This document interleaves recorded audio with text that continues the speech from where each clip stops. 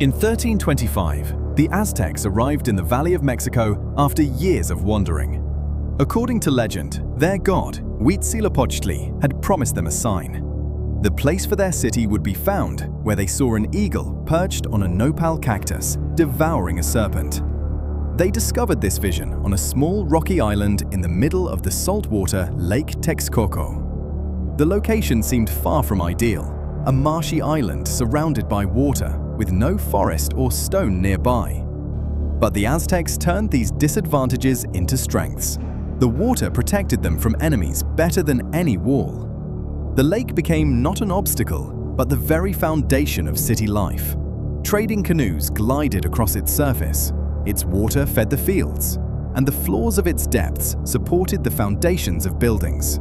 Tenochtitlan literally rose from the water, and it was the water that made it one of the most remarkable cities of the ancient world.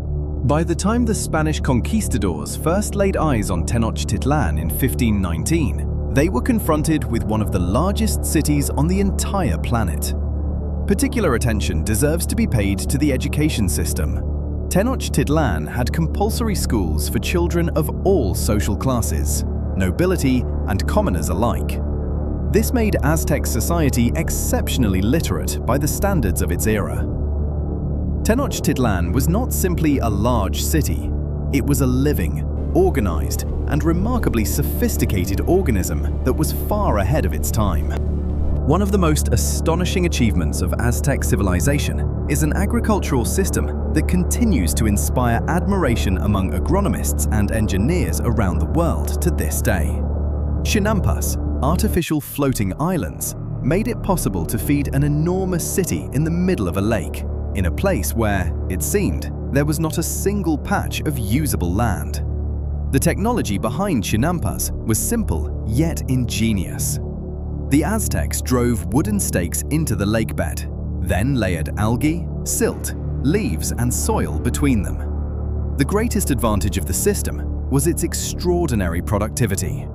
Chinampas yielded harvests up to 7 times a year, a result unattainable through conventional farming.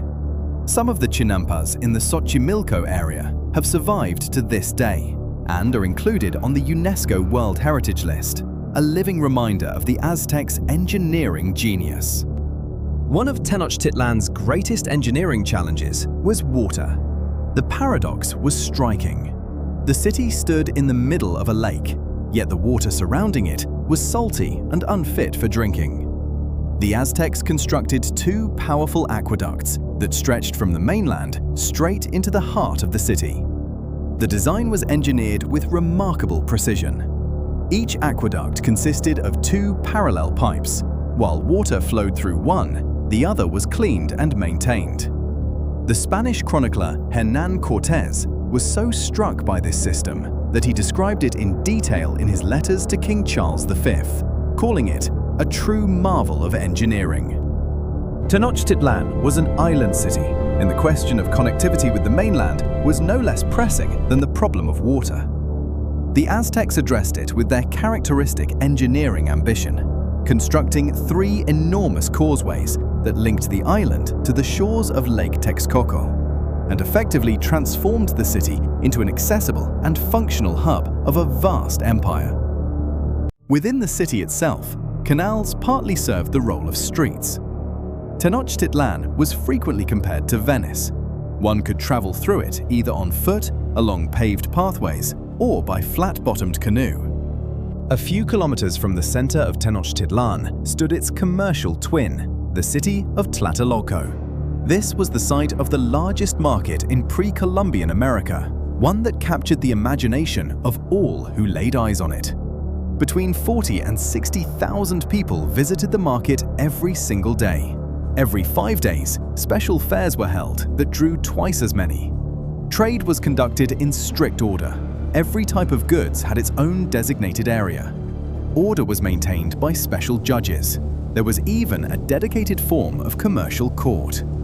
At the very heart of Tenochtitlan rose a structure that the Aztecs considered the center of the universe, the Great Temple, or Templo Mayor.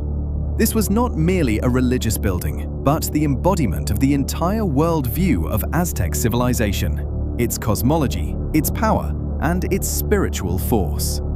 Every 52 years, at the conclusion of one Aztec calendar cycle, the temple was not demolished, but built over the top of the previous structure. 114 steep steps led to the temple's summit.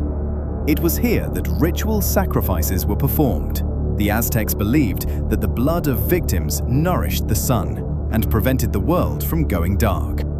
The fall of Tenochtitlan in August 1521 was one of the most devastating catastrophes in the history of urban civilization.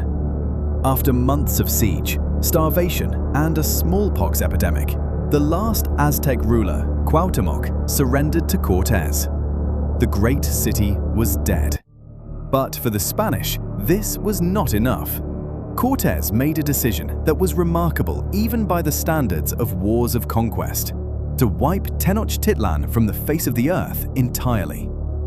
This was not merely physical destruction, it was the deliberate erasure of an entire civilization from history. The canals were filled in, the lake was gradually drained, and the city's layout was redrawn along European lines. Mexico City literally grew up over the bones of Tenochtitlan, burying it beneath layer after layer. On a February morning in 1978, one worker's shovel struck something solid, but the stone turned out to be no ordinary stone. After clearing away the surrounding earth, the workers uncovered an enormous stone disc more than 3 meters in diameter, carved with an intricate depiction of the Aztec goddess Coyoxauhqui, the goddess of the moon. The authorities immediately halted the construction work and called in archaeologists. Beneath layers of colonial-era construction lay the ruins of Templo Mayor itself, the great temple of the Aztec Empire, believed to have been irretrievably lost for nearly 5 centuries. The excavations continued for several years.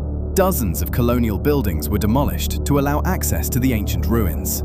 Thousands of artifacts were uncovered: ritual masks, figurines, jewelry, and the remains of sacrificial offerings.